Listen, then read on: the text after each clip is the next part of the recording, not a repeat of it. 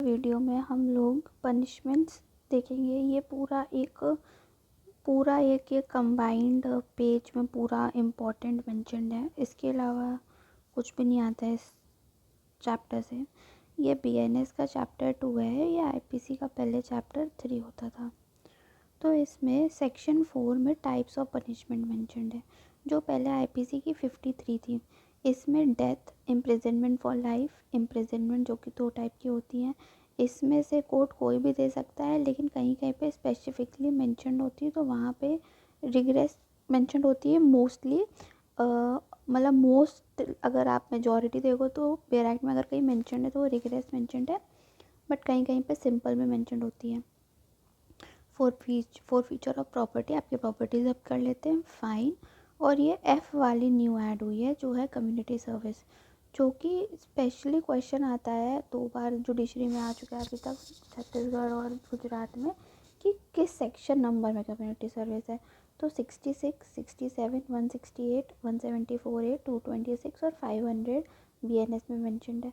पहले transportation of life थी एकदम स्टार्टिंग में जब बना था, फिर वो हट गई थी, वो आईपीसी से भी हट गई थी आफ्टर इंडिपेंडेंस। तो अब यहाँ पे एक नई ऐड हुई है, वो है कम्युनिटी सर्विसेज। तो फिर आता है सेक्शन 5 जो कि है कम्यूटेशन ऑफ सेंटेंस। कम्यूटेशन का मतलब है कि आपकी जो सेंटेंस है, पनिशमेंट है, उसको चेंज किया जा सकता है। चेंज ये विदाउट कंसेंट होता है ऑफेंडर के। ये पहले 54, 55A में था, इन सबको क्लब कर दिया गया है।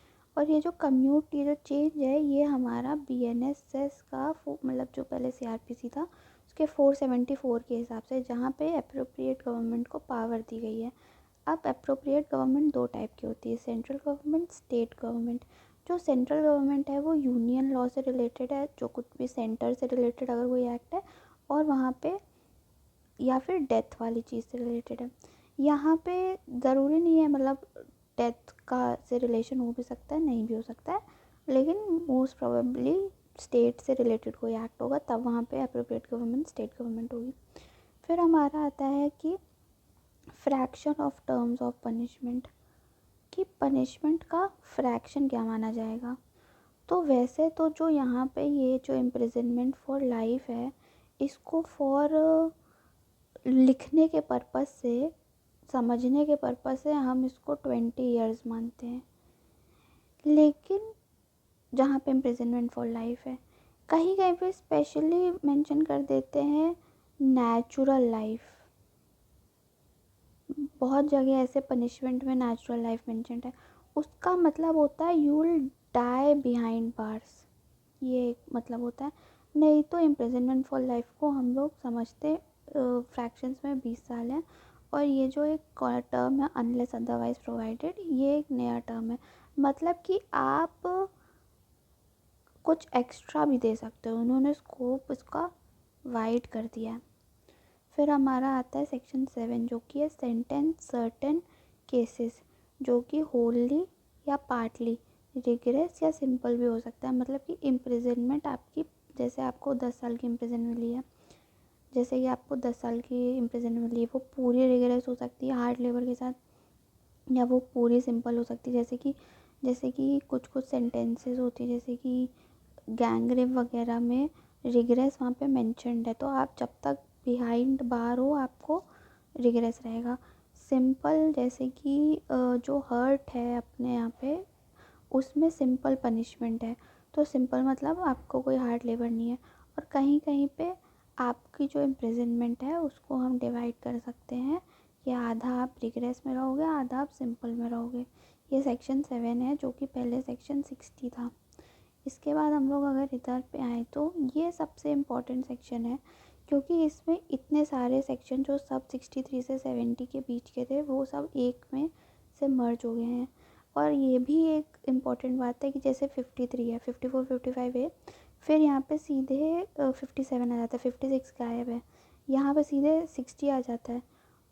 तो ये जो बीच में कुछ सेक्शंस थे जो ऑलरेडी आईपीसी में रिपीटेड थे, तो उनको उनकी काउंटिंग हटी है, तो इसलिए इतना बड़ा गैप आया है। तो ये हमारा, ये जो पूरा सेक्शन 8 है, ये हमारा फाइन से रिलेटेड है। तो इसमें हमारा जो फ़ाइन है वो कोई पर्टिकुलर सम तो नहीं बताया गया, but it shall not be excessive.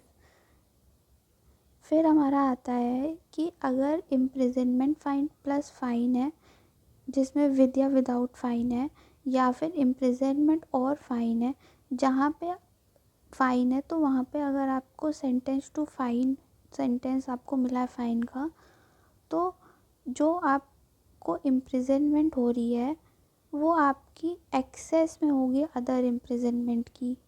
इसका मतलब है जैसे कि अगर आपको इम्प्रिजनमेंट प्लस फ़ाइन है, इम्प्रिजनमेंट या फ़ाइन है, और आप इस पर डिफ़ॉल्ट कर जाते हो, तो जो आपको सज़ा होगी वो एक्चुअल सज़ा के प्लस में होगी, एक्स्ट्रा होगी। और ये जो टर्म है, ये जो डिफ़ॉल्ट का टर्म है, ये 1/4 ऑफ मैक्सिमम पनिशमेंट से ज़्यादा नहीं हो सकता है।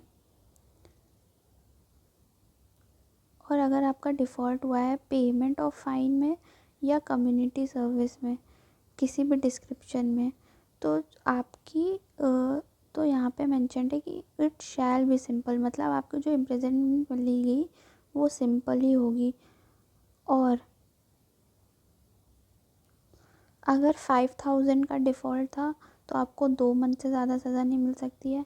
10,000 का था तो 4 मंथ से ज़्यादा, और अदर केसेस मतलब 10,000 प्लस में आपको 1 साल तक की सज़ा मिल सकती है। पहले ये 50, 100 ऐसे था, ये अब चेंज हो गया है। और ये आप जब फ़ाइन पे कर दोगे तो आपकी जो इम्प्रिजनमेंट हुई है वो टर्मिनेट हो जाएगी। और अगर आपका फ़ाइन है जो कोई पार्ट उसमें अनपेड है, तो आप उसको किसी भी टाइम दे सकते हो 6 ईयर्स के अंदर अंदर। और अगर 6 ईयर्स से ज़्यादा हो गए हैं तो आप उसको बिफ़ोर एक्सपायरेशन दे सकते हो। और डेथ आपको डिस्चार्ज नहीं करता है इस फ़ाइन से, मतलब आपकी डेथ के बाद आपकी प्रॉपर्टी को यूज़ करा जा सकता है ये फ़ाइन निकालने के लिए, फ़ाइन का अमाउंट निकालने के लिए। फिर हमारा आता है सेक्शन 9, जो कि limit of punishment of offences made up of several offences. ये हमारा पहले 71 था। तो parts any of which part itself an offence offender not to be punished more than one such offence. मतलब कि अगर आप किसी को एक कोड़ा मार रहे हो और एक कोड़े मारने की 1 साल की सज़ा है, तो ऐसा थोड़ी है कि 50 ईयर्स आप 50 कोड़े मारे हैं आपने तो आपको 50 ईयर्स की सज़ा हो जाएगी। सज़ा वो 1 साल की होगी। टू और सेपरेट अगर आपका जो भी ऑफेंस है वो 2 से ज़्यादा डेफिनेशन में आ रहा है या सेवरल एक्ट में हो रहा है, जिसमें किसी एक से ही ऑफेंस हो रहा है, ऑफेंस माना जा रहा है, तो आप ज़्यादा सिवियर पनिशमेंट के लिए नहीं पनिश होगे, मतलब जिसमें कम सज़ा होगी वो आपको मिलेगी। फिर हमारा है सेक्शन 10, जिसमें ये मेंशन जो पहले 72 था आईपीसी का, जिसमें ये दिया है कि पनिशमेंट सेवरल ऑफेंस और आप डाउटफुल होगी कौन सा है तो भी आपको लोएस्ट पनिशमेंट मिलेगी। फिर हमारा सेक्शन 11 डील करता है सॉलिटरी कन्फाइनमेंट से, जो पहले 73 था। तो सॉलिटरी कन्फाइनमेंट आपका हमेशा रिग्रेस इम्प्रिजनमेंट का साइन साथ होता है। इसमें मैक्सिमम टाइम 3 मंथ होता है। अगर आपको सज़ा 6 मंथ्स की मिली है तो आपको इम्प्रिजनमेंट 1 मंथ का मिलेगा, मतलब यही रूल है, इससे ज़्यादा नहीं मिल सकता। अगर 6 मंथ से 1 साल की इम्प्रिजनमेंट है तो 2 मंथ का मिलेगा। अगर इम्प्रिजनमेंट 1 साल से ज़्यादा की है तो आपको 3 मंथ का सॉलिटरी कन्फाइनमेंट मिलेगा। फिर सेक्शन 12 हमारा लिमिट लगा देता है सॉलिटरी कन्फाइनमेंट में, ये पहले 74 आईपीसी में था। तो ये हमारा बताता है कि आपको सॉलिटरी कन्फाइनमेंट में 14 डेज़ के लिए ही एक बार में रख सकते हैं, और आपको 14 डेज़ का इंटरवल देना ज़रूरी है। और अगर ये बताता है कि इम्प्रिजनमेंट अगर एक्सीड कर रही है 3 मंथ्स, मतलब जो ये आपका ये जो 6 मंथ है, इसमें से अगर आपकी इम्प्रिजनमेंट 3 मंथ से ज़्यादा की है, ये वाली उसमें आती है, तो फिर आपको एक बार में 7 दिन का ही सॉलिटरी कन्फाइनमेंट दिया जाएगा आपको 1 मंथ में। फिर हमारा आता है सेक्शन 13, जो कि बताता है enhanced punishment after previous conviction. तो इसमें दिया गया है जो चैप्टर 10 और 17 है, पहले तो ये 75 था हमारा आईपीसी का।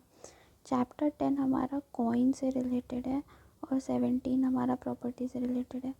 17 ही उनमें से सेक्शंस हैं जो पहले आईपीसी में भी 17 था प्रॉपर्टी से रिलेटेड, और अभी भी वही है। इसमें बताते हैं कि अगर आपको एक बार में पहले फर्स्ट ऑफेंस में 3 इयर्स से ज़्यादा हो जाती है पनिशमेंट, तो आपको फिर सब्सिक्वेंट पनिशमेंट में आप दोबारा करते हुए पकड़े जाते हो तो आपको फिर 10 साल तक की सज़ा दी जा सकती है।